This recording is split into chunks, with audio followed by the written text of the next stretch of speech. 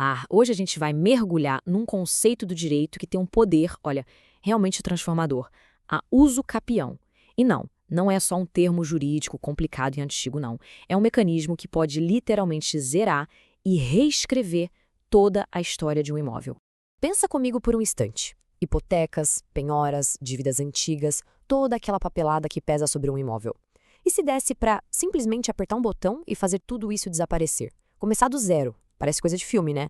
Mas é exatamente esse o poder da uso capião. Então vamos entender isso direito. Essa ideia do botão de reset é a melhor forma de visualizar o que acontece. Porque a uso capião não é só uma troca de nome no documento. É uma reinicialização completa da vida daquela propriedade perante a lei. E para a gente entender como esse reset funciona na prática, a gente vai passar por alguns pontos. Primeiro, o que significa esse reset? Depois, que tipo de posse é essa que pode virar propriedade? Em seguida, vamos ver os prazos, quanto tempo leva. Aí, os caminhos para formalizar tudo, se é na justiça ou direto no cartório. E por fim, claro, os limites, onde a uso capião não se aplica de jeito nenhum. E a chave para tudo isso, o motor por trás desse poder todo da uso capião, está num conceito fundamental do direito, a chamada aquisição originária. E aqui está o pulo do gato. Quando a gente compra um imóvel, o direito é transferido. O imóvel vem com toda a bagagem do dono anterior. Na aquisição originária, não. O direito nasce ali, novinho em folha, direto na mão de quem tem a posse. É como se legalmente não existisse um proprietário anterior. O vínculo com o passado é totalmente cortado.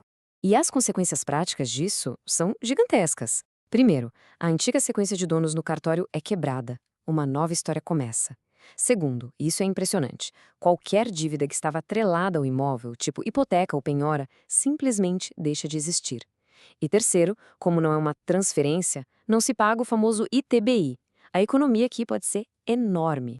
Então, a gente pode pensar na uso capião como uma espécie de sanitização jurídica. Ela dá ao imóvel o que os especialistas chamam de uma nova vida registral.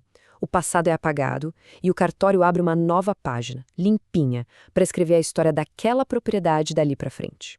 Certo, mas aí vem a dúvida, qualquer pessoa que ocupa um imóvel pode então apertar esse botão de reset? A resposta é um grande e sonoro não.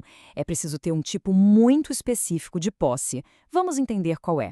A lei exige uma posse qualificada, que tem até um nome técnico, posse ad uso capione. E o que isso significa na prática? Significa que a posse tem que ser mansa e pacífica, sem ninguém contestando. Tem que ser contínua, sem interrupções e, o mais importante de tudo, a pessoa tem que agir com a intenção de dono. Essa intenção de dono, o famoso animus domini, é o ponto crucial. É totalmente diferente da posse de um inquilino, por exemplo. O inquilino mora no imóvel, mas ele paga aluguel, ele reconhece que existe um proprietário. Para uso capião, a pessoa tem que se comportar como se fosse a única dona do lugar, cuidando, pagando os impostos. É essa mentalidade que a lei procura. Ok, então a gente já sabe que precisa ter a posse certa com essa mentalidade de dono. A próxima pergunta é, por quanto tempo? E a resposta é, depende. Os prazos variam bastante. A modalidade mais comum, a extraordinária, exige 15 anos, mas esse tempo pode cair para 10. Já na ordinária, que exige um documento, como um contrato de gaveta e boa-fé, o prazo é de 10 anos. Agora, repare como o tempo vai diminuindo. Nas especiais, quando a pessoa mora ou produz no terreno, o prazo despenca para 5 anos. E tem até a modalidade familiar, para casos de abandono de lar, que o prazo é de apenas 2 aninhos. E essa diferença de prazos tem uma lógica muito clara por trás, uma espécie de regra de ouro. Quanto mais intensa for a função social daquela posse, menor o tempo exigido pela lei. Ou seja, se a pessoa está usando o imóvel para morar ou para produzir, a lei entende que isso tem um valor social maior e, de certa forma, recompensa com um prazo mais curto. Muito bem. Então, preencheu os requisitos de posse e de tempo. E agora? Agora é hora de oficializar o direito. E hoje em dia, existem 2 caminhos principais para fazer isso acontecer.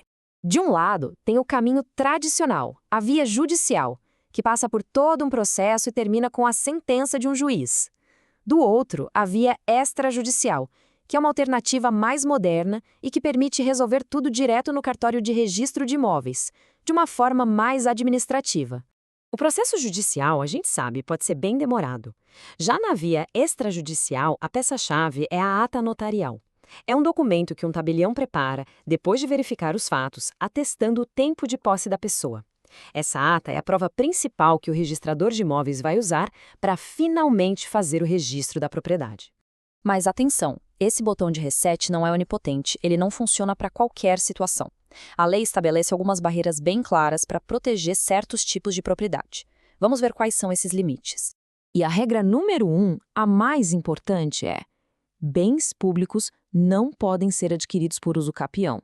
Ponto. Não importa se a ocupação dura 10, 20 ou 50 anos. Se o bem pertence à União, a um Estado ou ao município, não há o que discutir.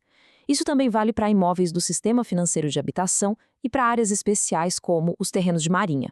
E aqui não tem brecha. Os tribunais superiores, como o STF e o STJ, são muito firmes nisso. Mesmo que um bem público pareça abandonado, sem uso, ele continua sendo público. Por isso, ele é chamado de imprescritível, ou seja, o direito de propriedade do Estado nunca se perde com o tempo. A proteção do que é de todo mundo sempre prevalece. E para fechar, fica uma reflexão. No fundo, a uso capião tem duas caras, né? Por um lado, ela parece um prêmio para quem dá uma função social a um bem que estava largado. Por outro, parece uma penalidade para o proprietário que foi negligente, que abandonou o que era seu. A questão que fica no ar é: qual dessas duas faces define melhor a essência desse instituto? Um prêmio ou uma punição? Fica aí a reflexão.